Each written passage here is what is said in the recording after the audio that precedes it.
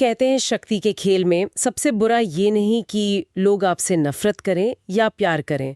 सबसे बुरा है कि लोग आपको पूरी तरह नजरअंदाज कर दें, मतलब अनदेखा कर देना। आज हम इसी बात की गहराई में उतरेंगे। क्यों आज के दौर में और शायद हमेशा से नजर में रहना यानी विजिबिलिटी ही असली शक्ति है, और क्यों गुमनामी ऑब्सक्योरिटी सबसे बड़ा खतरा बन सकती है।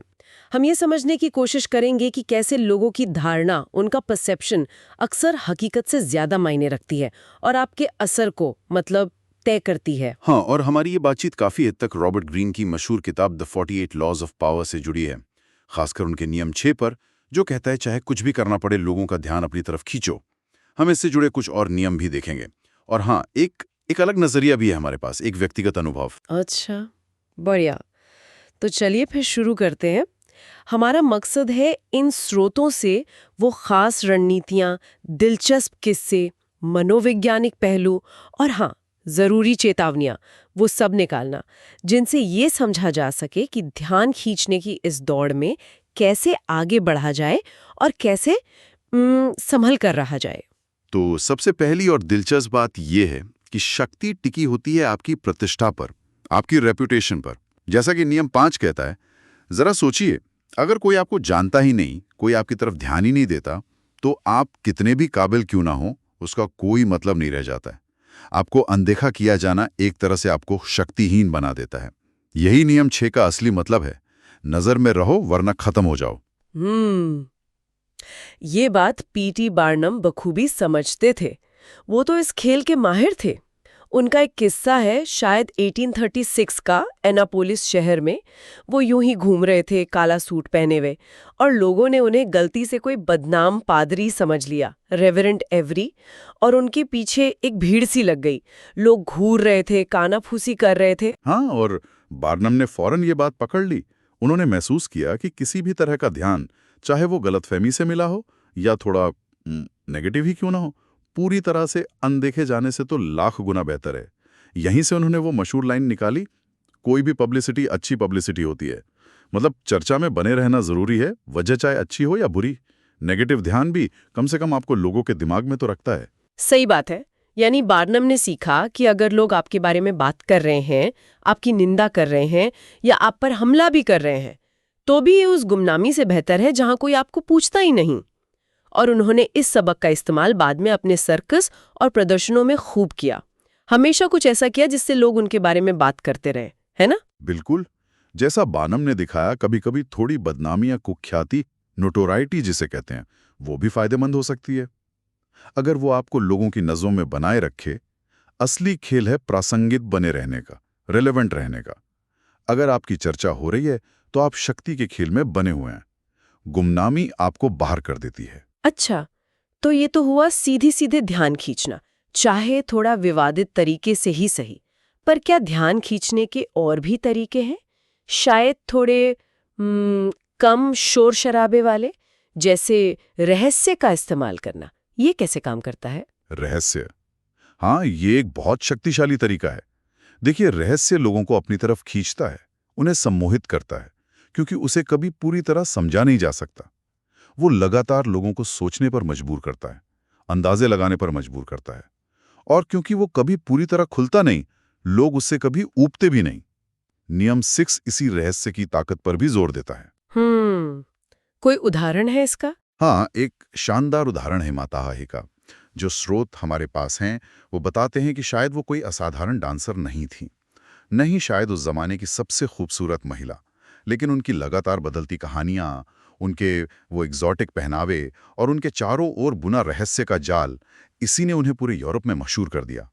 लोग हमेशा ही जानने को बेचैन रहते थे कि वो असल में कौन है, उनका अगला कदम क्या होगा। दिलचस्प।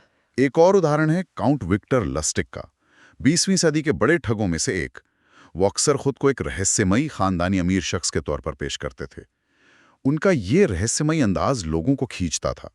उन्हें लगता था कि यह आदमी कितना गहरा और बुद्धिमान है, जबकि असल में वो शायद औसत दर्जे के ही थे। लोग उनके रहस्य से इतने प्रभावित हो जाते थे कि उनकी असलियत पर ध्यान ही नहीं देते थे और आसानी से ठगे जाते थे। वाह।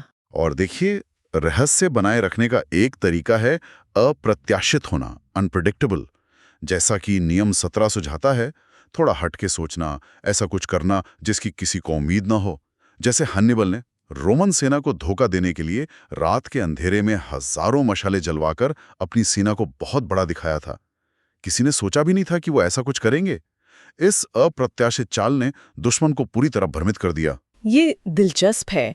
मतलब सिर्फ रहस्य ही नहीं, बल्कि खुद को लगातार बदलते रहना, नया रूप देना भी जरूरी है। ये सिर्फ पर्दा डालने से ज्यादा लगता है। हाँ बिल्कुल, अपनी छवि को लगातार नया करना, उसे ताज़ा बनाए रखना बहुत जरूरी है। नियम 6 कहता है कि अपनी पहचान को कभी बासी मत होने दो। अगर लोग आपके हर कदम का अंदाजा लगा सकते हैं, तो कहीं ना कहीं वो खुद को आपसे ज्यादा होशियार समझने लगते हैं और आपकी शक्ति कम हो जाती है। जैसे पिकासो। हाँ, पिकासो इस मामले में उस्ताद थे। वो जानबूझकर अपनी कला की शैली बदलते रहते थे। जैसे ही लोगों को लगता कि वो पिकासो के स्टाइल को समझ गए हैं, वो कुछ एकदम नया ले आते थे। उनका मानना था कि कुछ ऐसा बनाना बेहतर है जो लोगों को चौंका दे, उन्हें सोचने पर मजबूर करे, बजाय इसके कि आप एक ही ढर्रे पर चलते रहें और लोग ऊब जाएं। पूर्वानुमेय होना, प्रेडिक्टेबल होना, शक्तिहीनता की निशानी है। और जॉर्ज सैंड का उदाहरण आपने दिया था। हाँ, जॉर्ज सैंड का उदाहरण भी बहुत अच्छा है। असल में वो एक महिला थी, लेकिन उन्होंने पुरुषों वाला नाम अपनाया। पुरुषों जैसे कपड़े पहने, सिगार पिया और उस जमाने के समाज में महिलाओं पर लगी पाबंदियों को खुलकर तोड़ा। उन्होंने अपनी एक बिल्कुल अलग मर्दाना छवि गढ़ी। इससे वो सबकी नजरों में आ गई, चर्चा का विषय बन गई। उन्होंने अपनी पहचान खुद बनाई, समाज के दिए खांचों में फिट होने से इनकार कर दिया। ये नियम 25 से भी जुड़ता है, अपनी पहचान खुद गढ़ें। सही। और जूलियस सीजर, वो जानते थे कि सार्वजनिक छवि कितनी जरूरी है। वो हमेशा शानदार बैंगनी रंग के कपड़े पहनते थे, जो उस समय सिर्फ सम्राटों के लिए होता था। वो बड़े बड़े सार्वजनिक जलसे और खेल आयोजित करते थे। इन सब चीजों से उनकी छवि एक देवता जैसी, जीवन से भी बड़ी बन गई थी। उन्होंने बड़ी सावधानी से अपनी ये छवि बनाई और इसी से उन्हें अपार शक्ति मिली। ये भी नियम 25 का एक सटीक उदाहरण है। तो एक खास पहचान बनाना और तमाशा खड़ा करना। हाँ, एक खास पहचानने लायक शैली बनाना, जैसा माता हारी या जॉर्ज सैंड ने किया, आपको भीड़ से अलग करता है। और इसके साथ ही नियम 37 कहता है, आकर्षक तमाशे रचो, क्रिएट कंपेलिंग स्पेक्टिकल्स। मतलब कुछ ऐसा भव्य, ऐसा यादगार करो कि लोगों की नजरें आप पर टिक जाएं। ये भी ध्यान खींचने का एक जबरदस्त तरीका है। जैसे बार्नम का सर्कस, वो अजीबोगरीब चीजें दिखाते थे, जैसे फीजी मॉममेड या वो बौने कद के जनरल टॉम थम। वो सब तमाशा ही तो था। हाँ, बिल्कुल वही।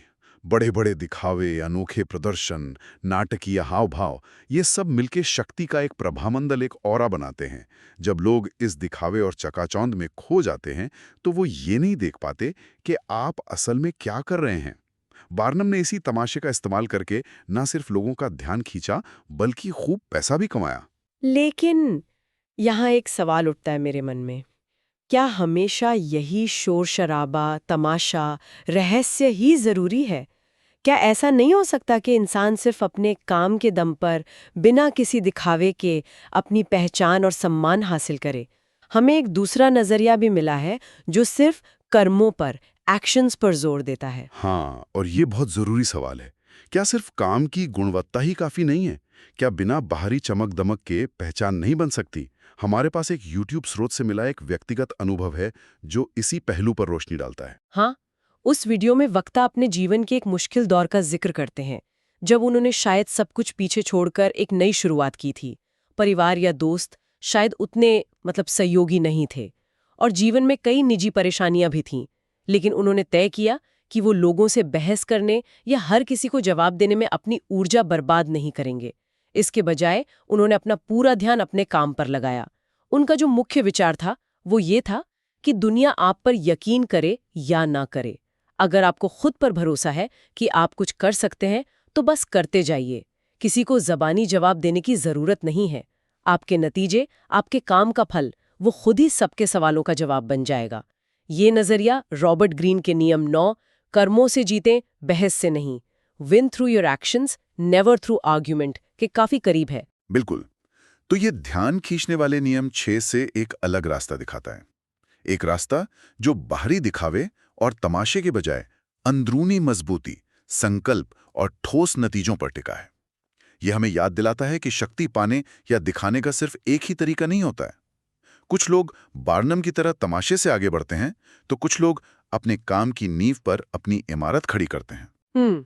और अगर हम थोड़ा और गहराई में सोचें कि आखिर इंसान तमाशे, रहस्य और विवाद की तरफ इतना खिंचता क्यों है, नियम 6 के विश्लेषण में ग्रीन एक दिलचस्प बात कहते हैं। शायद सदियों से विज्ञान और तर्क ने दुनिया से रहस्य का पर्दा हटा दिया है, सब कुछ समझा दिया है। तो अब हम अनजाने में ही उन पहेलियों की तरफ आकर्षित होते हैं जिन्हें हम तुरंत समझ नहीं पाते, जो हमारी पकड़ से बाहर लगती हैं। हाँ, ये हो सकता है। और ये भी सच है कि हम अक्सर लोगों को उनके बाहरी रूप, रंग, उनके अंदाज, उनके शब्दों से ही आंकते हैं। जैसा नियम 5 इशारा करता है, दिखावा सामाजिक दुनिया में बहुत मायने रखता है।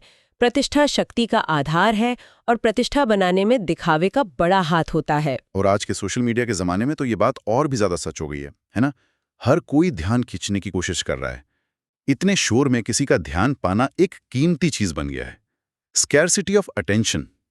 और जो इस ध्यान को खींच सकता है और उसे बनाए रख सकता है, वो खुद को शक्तिशाली महसूस करता है।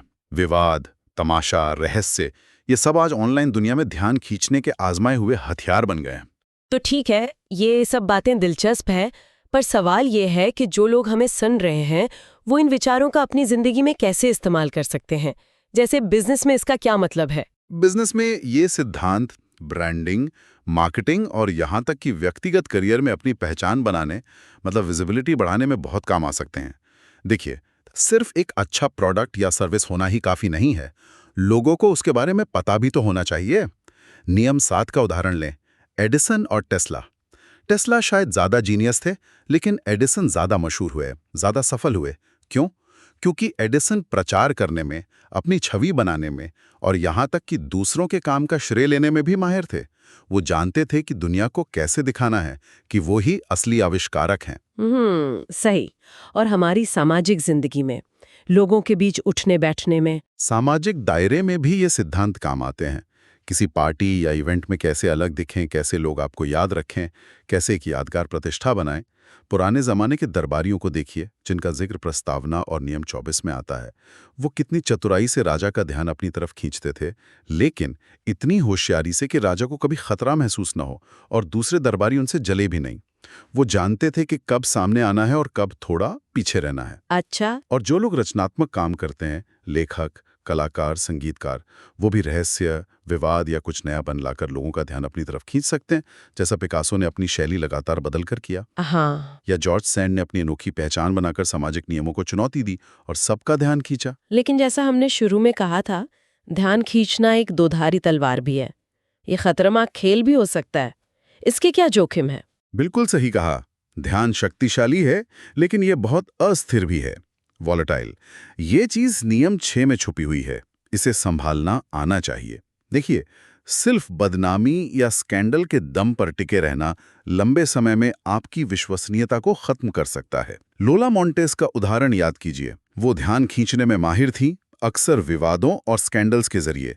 कुछ समय तक तो वो बहुत मशहूर रहीं, लेकिन आखिर में उनकी यही बदनामी उन पर भारी पड़ी और समाज ने उन्हें किनारे कर दिया। उनका हश्र दिखाता है कि सिर्फ नोटोरियटी यानी कुख्याति के सहारे टिके रहना मुश्किल है। सही बात है। और कभी-कभी ध्यान से बचना ज्यादा समझदारी होती है, खासकर तब जब आपका ध्यान खींचना आपके सीनियर्स या बॉस को असहज कर सकता हो या उनकी शान में गुस्ताखी जैसा लगे।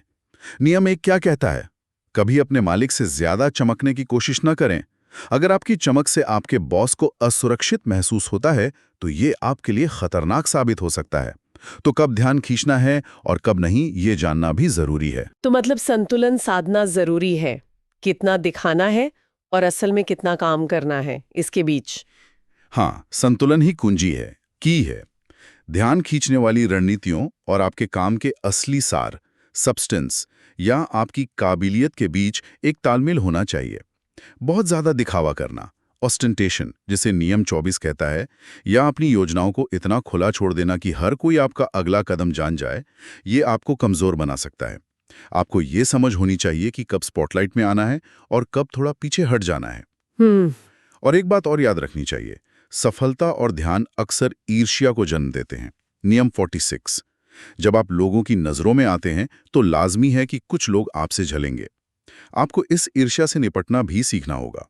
शायद कभी थोड़ा विनम्र बनकर, कभी दूसरों को श्रेय देकर या अपनी सफलता का बहुत ज्यादा ढिंढोरा ना पीटकर। तो कुल मिलाकर आज की बातचीत का निचोड़ ये है कि शक्ति के इस खेल में ध्यान एक बहुत कीमती चीज है, एक करेंसी की तरह। सही बात है। इसे कैसे हासिल करना है और कैसे इसे संभालना है, ये जानना बहुत जरूरी है।